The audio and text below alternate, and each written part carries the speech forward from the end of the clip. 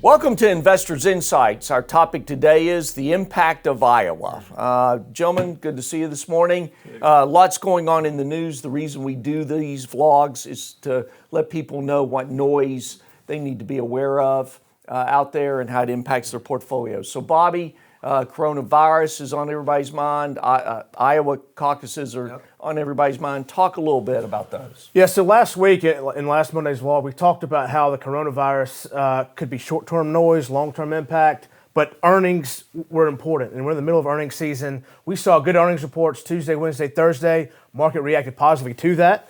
Okay, drowned out the noise of the coronavirus. But then on Friday, we had some multinational firms miss earnings. Right. But you also had CEOs talking about the impact of the coronavirus on the earnings call. That's why we saw Friday trade back. So what do we know? A lot to follow here. Short-term impact is significant. We got 16 cities in China with over 50 million people on lockdown until February 10th, at least February 10th.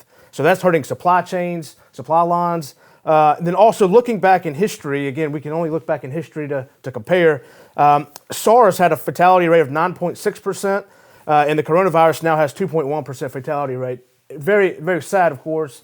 But it was a short-term event with SARS. Is it going to be a short-term event with the coronavirus? So lot to look at here. Yeah, we have to navigate through that. Yeah. I mean, the people react, knee-jerk reactions saying, oh my word, market's starting to trade down. Should we move out of this? We have to look at this and see all the data that's coming in. Now, Ashley, you brought in about the supply chain. Talk about that so that people have a better understanding as to what's actually happening here with the coronavirus in relation to the economics. Oh, absolutely. Bobby just mentioned it when he said supply chain, and he's dead on it about what the impact is. The interesting thing is, back in 2003, we had SARS. From that point to now, China as a nation is double the size that it was then in integrated supply chains, much bigger. You've got singular provinces now in China that have as much impact as the whole nation did 20 years ago. So you can shut a plant down in US, Europe, wherever by a small part that you're trying to make. So the other thing is too, a lot of companies are a little bit used to this because this time of year, because it's Lunar New Year there. In China, yes. Correct. Yeah. Most Chinese take about 2 weeks off. So what's happening is with the coronavirus, it's, to Bobby's point, it's greatly lengthening that impact. But these supply chains, that's an issue. Yeah, very much so. And we'll keep a close eye on that and the rippling effect that takes place.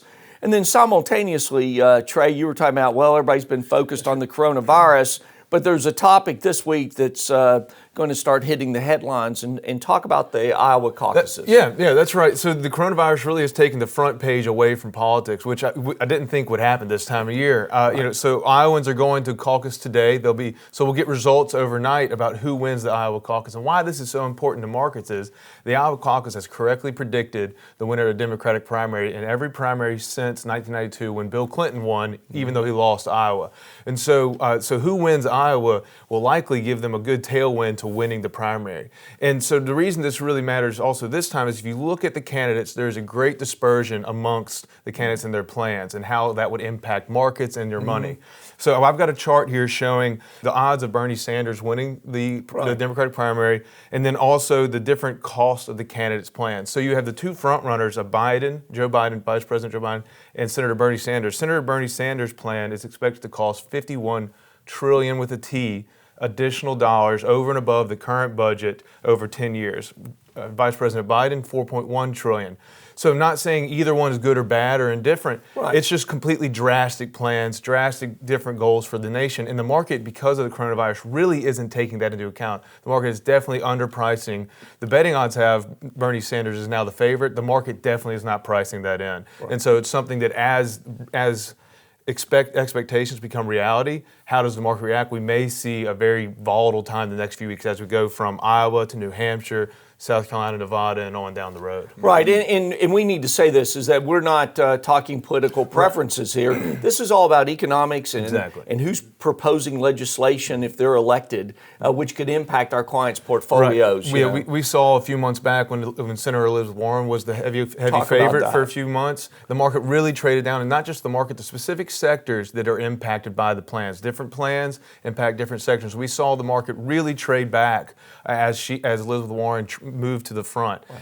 the market really isn't trading like Bernie Sanders is a favorite. So I think the coronavirus may have taken the focus off politics, and we know that politics will come back rip-roaring after today. Very much so. And 40% of Iowans into the weekend were undecided. That's a huge number. Exactly. Yeah. So it's a huge unknown right now, Right. and the caucuses are very unique. They're not like primaries, and that every vote counts. So it'll be something we'll learn about late in the evening. Yeah, very much so. This evening, and then tomorrow night we have the State of the Union. Oh yeah, can't forget about that. So again, it's a hectic week in terms of international news as well as national news. Impeachment vote on Wednesday. Yeah, yeah.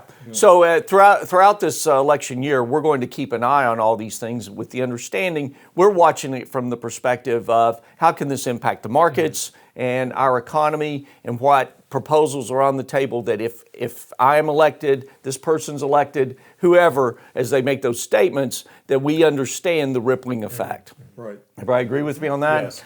Thanks again for watching this vlog. We appreciate those of you who are watching and forwarding this to friends, family, colleagues. Also taking time out of your day to give us feedback with emails and phone calls. We want to continue that discussion. It's a busy week. We're going to keep you updated throughout the week through our social media, as well as other opportunities that we have with our vlogs. So thanks again. We'll be in touch.